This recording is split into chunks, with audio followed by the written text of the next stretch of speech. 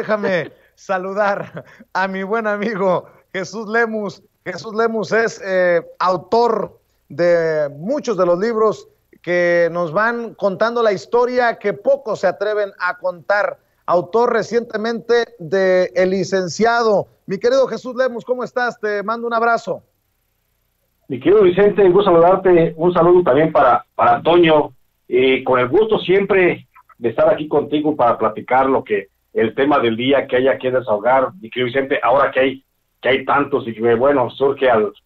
la palestra este tema de los montajes, ¿no? Pero bueno, aquí estoy a tus órdenes, mi querido Vicente. Un gusto saludarte a ti y a toda tu audiencia.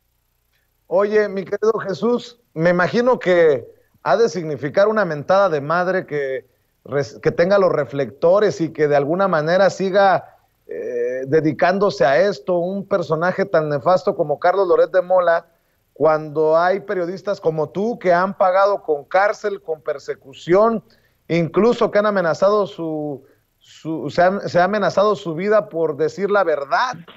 sin máscaras, sin montajes. Tú estuviste en prisión por culpa de los García Luna y de los Calderón, obviamente de manera injusta. ¿Qué te pasa por la mente cuando te enteras de estas cosas, como las de Loret de Mola? Pues la verdad es que sí da coraje, porque eso revela las injusticias del México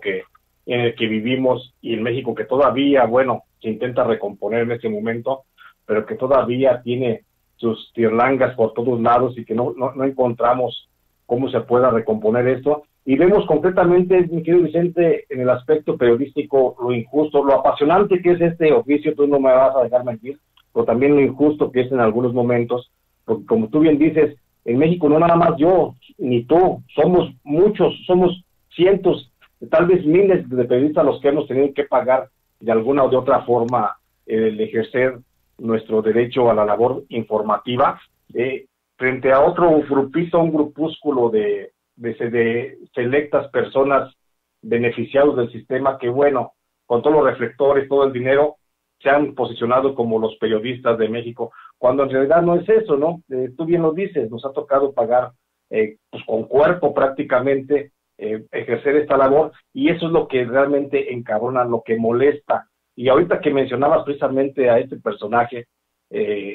los montajes, pues bueno, de recordarte y decirle a toda nuestra audiencia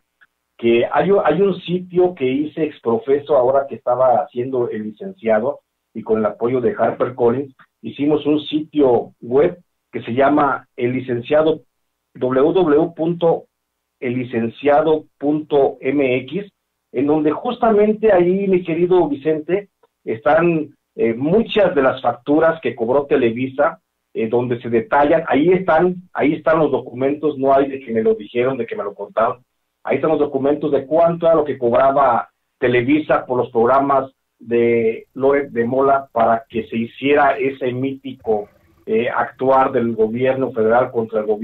gobierno del narcotráfico. Entonces ahí está plasmado. Es imposible que hoy diga Loret de Mola que él no sabía, que no estaba enterado, cuando él sabía precisamente de esas facturas. Digo, ahí están, y son facturas de millones de pesos, y donde cobraban por 100 miles de pesos por una sola mención de una detención, y fue el caso, entre otros muchos, el de Florence Cassés, el montaje de Florence Cassés, por el que se cobró. Y ahí yo agrego a todo lo que ya has informado, y aquí está contenida la información en El Licenciado, mi querido Vicente, sobre cómo fue que se triangulaba el manejo de la información ahí dentro de Televisa, en el equipo de trabajo de Carlos Loret de Mola, justamente a través o por instrucción de Max Cortázar. Max Cortázar era el enlace directo de García Luna con los directivos de Televisa, y de ahí bajaba la instrucción. O sea que concretamente en el caso de Florence Cassés, desde un día antes, en la tarde-noche, Max Cortázar pidió el servicio de información del noticiero Primero Noticias, y para que se hiciera la transmisión en vivo de ese montaje que, bueno, hoy nos tiene ocupados. Y ahí están las facturas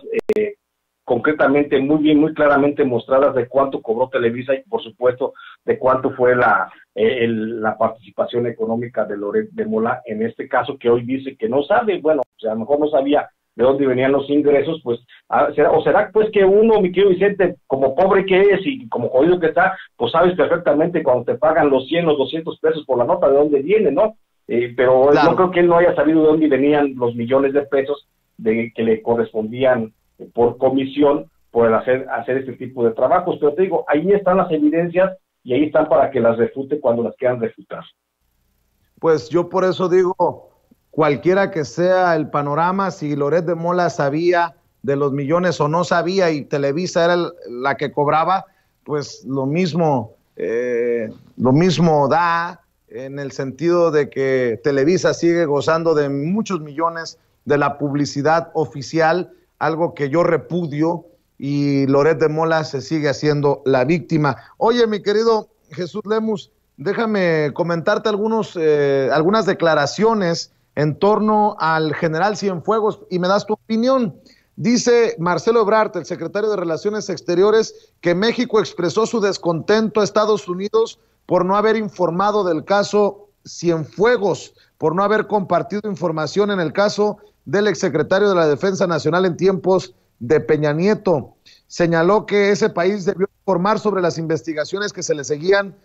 en el gobierno anterior. También el presidente Andrés Manuel López Obrador dijo en la mañanera que no se pueden destinar recursos del presupuesto para la defensa de detenidos en Estados Unidos, como el caso del exsecretario de la Defensa Nacional, el general Salvador Cienfuegos, por lo que descartó pagar abogados de Cienfuegos en Estados Unidos y que solo tiene asistencia consular. Y una declaración que a mí en lo particular me llamó la atención.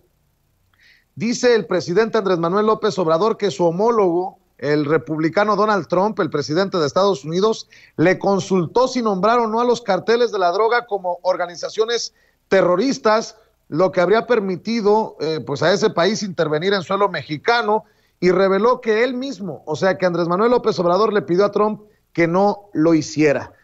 De estas notas, de estas declaraciones, dame tu reflexión, dame tu opinión, querido Jesús. Sí, mi querido Vicente, pues primero sobre la postura de Ebrard, que bueno, si hay descontento, él manifiesta un descontento de la administración federal por no haberse avisado en tiempo y forma al gobierno mexicano sobre la detención del general Cienfuegos. Pero esto básicamente se debe, y déjame decirlo de esa forma, mi querido Vicente, se debe a que dentro del ejército, lo sabemos claramente, hay una cúpula de gobierno de los generales que están en una especie de cofradía, que se protegen entre ellos, por supuesto. Muchos de ellos, por supuesto, dentro de muy poco serán mencionados en el caso del juicio de general Cienfuegos, y son ellos los que están haciendo una especie de, como lo han venido haciendo, están haciendo una especie de manita de puerco al presidente López Obrador, pues para que ceda sus pretensiones. Mira, ya hemos visto cómo el ejército, de manera casi invasora, ha pasado su función constitucional, que es la de la seguridad y la de la garantía de la seguridad nacional, y ha pasado más allá. Ahora es constructor de aeropuertos, ahora construye bancos, o sea, ahora se dedica a otras actividades que antes pues no tenía por qué hacer. Lo que pasa es que hay negocios dentro de esas actividades oficiales del gobierno, y pues por supuesto que el Estado que se está convirtiendo, por supuesto que el ejército que está convirtiendo en una especie de Estado dentro del propio Estado, pues, y es muy peligroso, pues por supuesto que están reclamando más participación, y siento que están haciendo presión al propio presidente de la República, a su equipo de colaboradores, para seguir teniendo mayor presencia nacional. Solo así podemos entender, mi querido Vicente, la postura del presidente López Obrador, que en un principio dijo el ejército sale de las calles y se regresa a sus cuarteles, y luego después, de manera extraña, muy extraña, pues se han dado las circunstancias de que hoy el ejército sigue haciendo la labor de vigilancia en las calles, ya con un marco constitucional más regulado, y por supuesto que sigue haciendo la rematerialización de la guerra contra el narco de Felipe Calderón, luego la continuación de Enrique Peña Nieto, pero esto es, te digo, por intereses desde adentro del gobierno, y por supuesto, desde adentro del ejército, y por supuesto que el ejército está viendo a uno de sus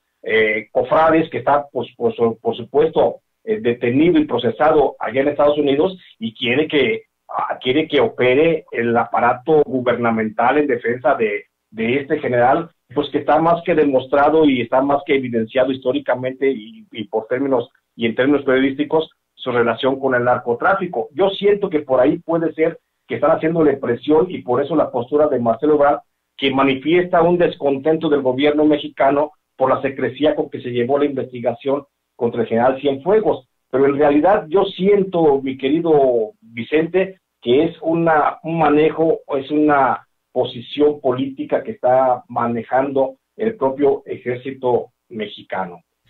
Con relación a lo que dices, que Trump, sobre la declaración o no de los grupos del narcotráfico en México como terroristas, pues más allá de la declaración, Vicente, déjame decirte que lo que dice el presidente Donald Trump, yo no estoy muy de acuerdo nunca con su postura de este presidente, pero en el sentido de declarar a los grupos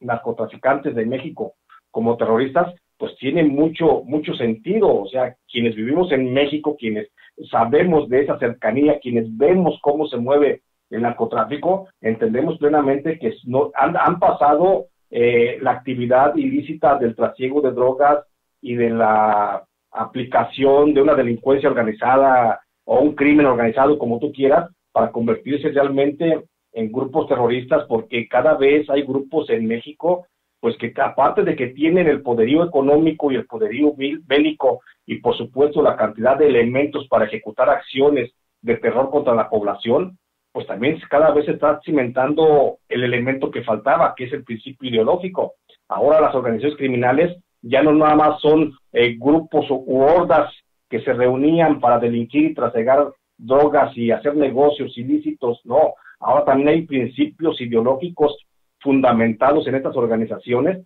que es lo que hace que tengan el cariz de realmente una organización criminal. Te pongo el caso concreto de los Caballeros Templarios. Los Caballeros Templarios dejaron de ser una organización criminal nada más así como así, para formarse en una organización, en una escuela, en una institución prácticamente, con una ideología bien cimentada, porque es el principio de los grupos terroristas, que no nada más infunden el terror por el terror mismo, sino que infunden el terror con un principio ideológico. Y en el caso de los Caballeros Templarios, pues acuérdate que ellos tienen un bautizo, una iniciación, una incorporación al grupo, es más bien todo un ritual ceremonioso entre pagano y religioso de la Iglesia Católica y de la masonería, que los convierte en miembros de una secta. Y entonces ese principio, esa formación ideológica que se da en los Caballeros Templarios, también la vemos en grupos en algunas células criminales de los Zetas, donde hay también iniciaciones de ese tipo. Entonces creo que sí está muy centrado el presidente Trump al señalar a los grupos de narcotráfico en México como terroristas, porque tienen todos los elementos y finalmente han causado terror. Pues, ¿cómo se puede entender que cuelguen 5 o 10 sujetos sobre un puente en una de las avenidas principales de las principales ciudades, o que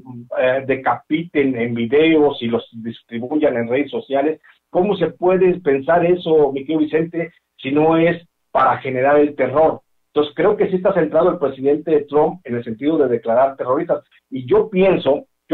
que digo, no tengo elementos para juzgarlo de otra forma, que el presidente López Obrador no creo que se haya opuesto a esa declaratoria de grupos terroristas al narcotráfico. No sé de dónde saldría la versión, por supuesto, pero yo pienso que el presidente López Obrador, por supuesto, que está informado por parte de los órganos de inteligencia del gobierno mexicano, que los grupos terroristas en México, los grupos de narcotráfico en México, sí son pues realmente grupos terroristas porque están causando terror. Todos tenemos miedo salir a horas de la noche, caminar caminos o carreteras, porque tenemos miedo de enfrentarnos precisamente con estos grupos.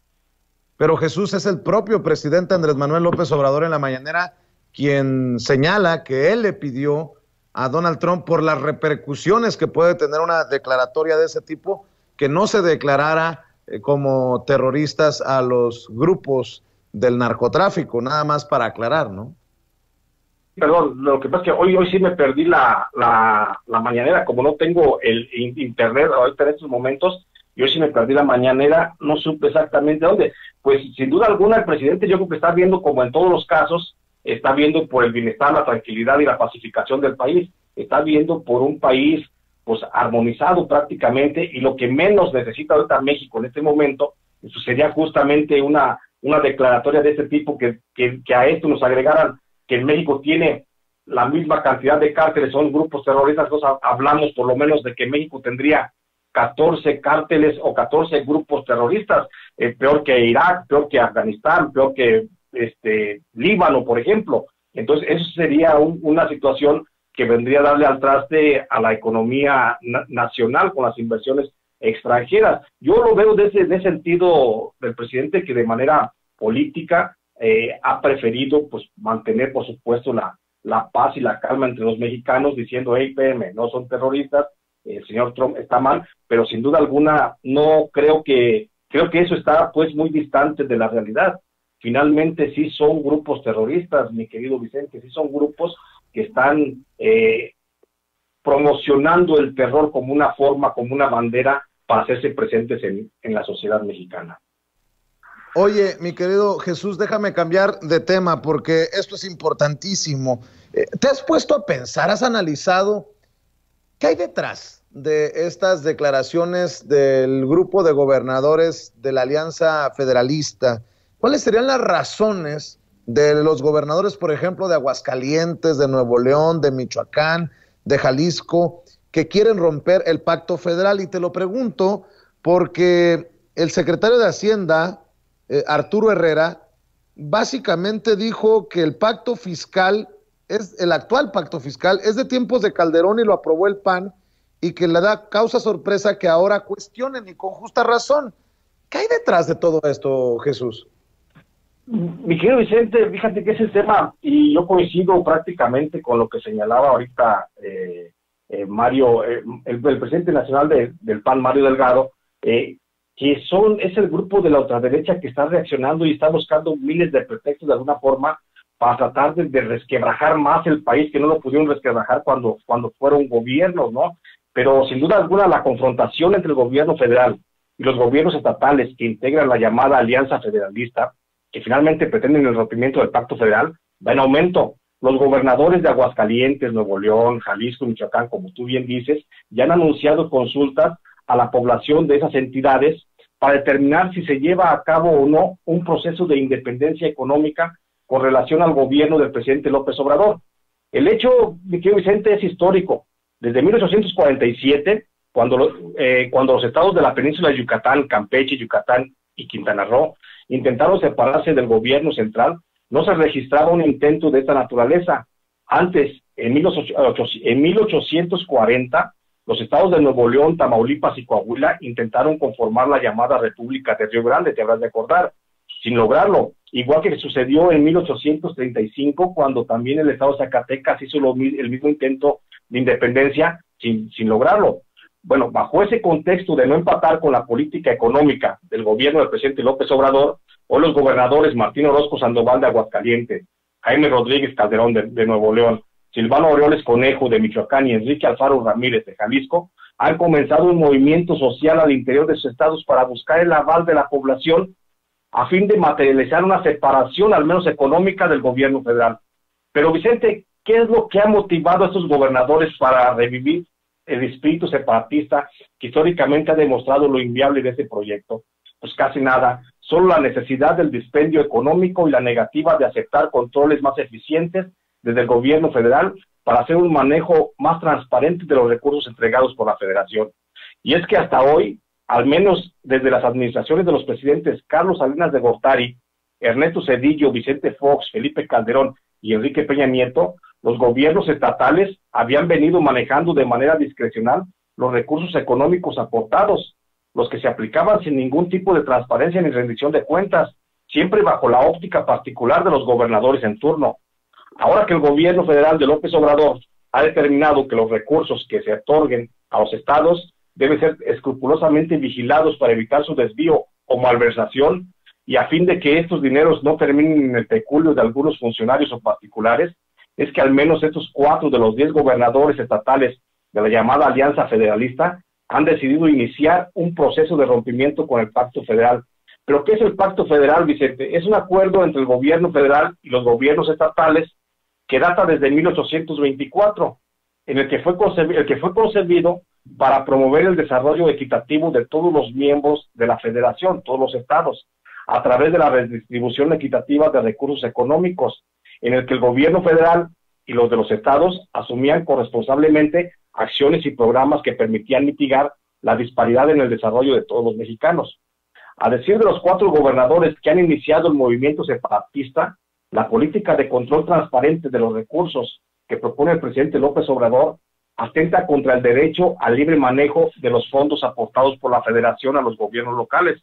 por lo que en su iniciativa de independencia económica al menos plantean no aportar más recursos vía impuestos al gobierno federal y viceversa, no recibir vía programas federales más recursos del gobierno central. Pero realmente no saben lo que están haciendo estos gobernadores, mi querido Vicente, porque de darse esa situación, los más afectados serán los propios gobiernos estatales y municipales, pues el 86% de los municipios de las entidades que están dentro de la Alianza Federalista no generan suficientes recursos locales para el sostenimiento de sus actividades de gobierno. La mayoría de los municipios de Aguascalientes, Nuevo León, Jalisco y Michoacán, solo por poner un ejemplo, dependen para sus programas de gobierno de las aportaciones federales. En el estado de Aguascalientes, solo los municipios de Aguascalientes y Jesús María son autosostenibles con los recursos que generan allí mismo a través de impuestos locales. Los otros 9 municipios dependen completamente de las aportaciones que hace el gobierno central a través de programas federales. En Nuevo León, únicamente los municipios de Monterrey, García, General Escobedo, Guadalupe, Mier y Noriega, San Nicolás de los Garza y San Pedro Garza García tienen la capacidad de sostenerse con los recursos que captan localmente. Los otros 44 municipios dependen íntegramente de sus programas de gobierno gracias a las aportaciones que hace el gobierno federal. Caso similar, en proporción al menos, ocurre en Michoacán, donde los municipios de Morelia, Uruapan, Lázaro Cárdenas, Zamora, Jacona, Zitácuaro y Tacámbaro son los que no requieren de fondos federales al tener resueltos sus programas de gobierno con la captación de recursos locales. Pero en los otros 106 municipios de la entidad se mantiene un déficit entre lo que captan de impuestos contra lo que gastan en sus nóminas públicas, por lo menos. Por lo que hace al estado de Jalisco, son los municipios de Guadalajara, Chapala, Puerto Vallarta, Tlajomulco de Zúñiga, La Barca, Zapopan, Piguamo, San Juan de los Lagos, Tlaquepaque, Tonalá y Zapotlanejo. Solo son estos los únicos autosostenibles. Los otros 114 municipios que operan en sus programas locales solo con el apoyo de recursos que aporta el gobierno federal. Pero el mal manejo que los gobiernos estatales han hecho históricamente de los recursos que aporta la federación se evidencia en un solo indicador, mi querido Vicente: la deuda pública de las entidades, la que no solo refleja la ineficiencia en el manejo de los recursos, sino que también esconde los pasivos acumulados en cada ejercicio fiscal. Por eso es la preocupación. Los 10 estados que integran la llamada Alianza Federalista se encuentran ubicados como los primeros entre los más endeudados del país. Por eso se entiende el descontento de los gobernadores que se niegan a una fiscalización más puntual por parte de la Federación sobre los recursos que en lo sucesivo se les aporten desde la Ciudad de México. De los 4 gobiernos estatales que han anunciado consultas a la población para concretar el rompimiento del pacto federal, Nuevo León, Michoacán y Jalisco se encuentran entre los primeros 8 estados con mayor deuda pública, mientras que Aguascalientes se ubica en el lugar número 24 de las 32 entidades. De acuerdo al reporte trimestral sobre deuda de las entidades federativas en los municipios, elaborado por el Instituto Belisario Domínguez del Senado de la República, hasta julio de este año, Vicente, el estado de Aguascalientes mantenía una deuda pública de 2.937 millones de pesos, lo que hace que cada habitante de esa entidad esté endeudado con por lo menos 2.161 pesos. El estado de Jalisco mantiene una deuda actual de más de 27.123 millones de pesos, la que ha venido en evolución ascendente desde el 2010, cuando su deuda se ubicaba en 22.123 millones de pesos, lo que hace que al día de hoy cada jalisciense mantenga una deuda de 3.262 pesos. En Michoacán, la deuda pública también ha venido en aumento muy acelerado desde el 2010. En ese año el déficit de las finanzas estatales era de más de 10.070 millones de pesos. A julio del 2020, la deuda estatal de Michoacán ya se ubica en más de 18.123 millones de pesos, lo que hace que cada habitante de esta entidad tenga una deuda de por lo menos 3,835 pesos. Y finalmente, en el estado de Nuevo León, hasta julio de este año, la deuda pública era de más de 71,000 millones de pesos, misma que en el 2010 apenas se ubicaba en 33,000 millones de pesos, casi la mitad. Al día de hoy, cada habitante de Nuevo León, si se distribuye la deuda entre la población que tiene con instituciones bancarias y con el mismo gobierno federal, pues deja a todos los neolonenses endeudados con más de 14,456 pesos. Por eso es, Vicente, pues se entiende la inconformidad y este intento de romper con el gobierno federal, pues porque los gobernadores, estos bravucones que aspiran y suspiran por el pasado, pues quieren seguir manoteando el presupuesto como lo vinieron haciendo durante administraciones del PRI y del PAN, y que entonces el gobierno federal pues disimulaba y se volteaba para otro lado, cuando no, también recibía una parte de ese pastel que se repartía, Miguel Vicente. Pues nos acabas de pintar de cuerpo entero a estos personajes. El interés tiene pies, decía mi nana, que en paz descanse, mi querido Jesús, y pues todo este ruido que abruma en ocasiones a la ciudadanía tiene que ser calmado con un baldazo de realidad fría. Sin duda, creo que a veces la falta de información o el exceso de fake news también pues nos está afectando como sociedad, y es aquí, creo yo, Vicente, donde entramos pues los que hacemos el periodismo independiente, a los que no recibimos la nómina de ninguna institución y por supuesto que no tenemos los grandes convenios económicos con las instituciones oficiales. Es la labor que nos toca hacer, irle mostrando pues a la gente lo poquito que alcanzamos también nosotros a ver y que también podemos hacer. Oye, mi querido Jesús, pues estamos al pendiente de más información. Por cierto, vamos a despedir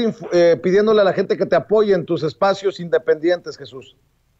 Gracias, mi querido Vicente, y no me quiero despedir sin agradecerte primero el detalle de las mañanitas del día 27. Bueno, ya llegué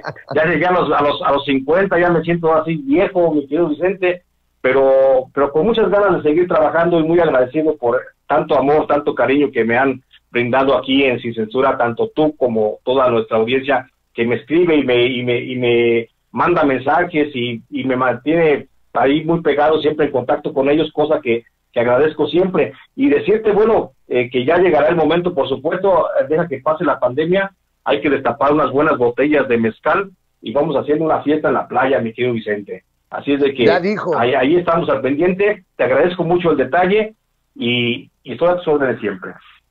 ¿En dónde estás en redes sociales, Jesús? En redes sociales, Vicente, me encuentran en Facebook como Jesús Lemus Barajas y en Twitter como @LemusBarajas. Ahí me encuentran, estoy escribiendo también para el semanario digital Ángel Metropolitano y también colaboro de manera frecuente para Los Ángeles Times. Ahí encuentran mi información, ahí me pueden seguir, ahí estoy en contacto con todos ustedes. Claro que sí, mi querido Jesús, te mando un abrazo y pronto esta pandemia nos dará la oportunidad de celebrar juntos tu cumpleaños. Dios quiera, mi querido Vicente, estamos pendientes, un abrazo. Gracias, es Jesús Lemus, periodista de a pie, encarcelado en tiempos de Calderón, de García Luna, por decir la verdad, autor de su más reciente libro, es El Licenciado, para que lo busquen en su librería favorita. Y nada más para aclarar, sí, obviamente, cuando dijo Mario Delgado, presidente nacional del PAN, yo me di cuenta, pero pues es obvio que se refería a Mario Delgado, el presidente nacional de Morena, y bueno, hay cosas que son obvias y que creo que no necesitan aclaración, pero si ustedes de los puros, pues ahí está la aclaración y la disculpa.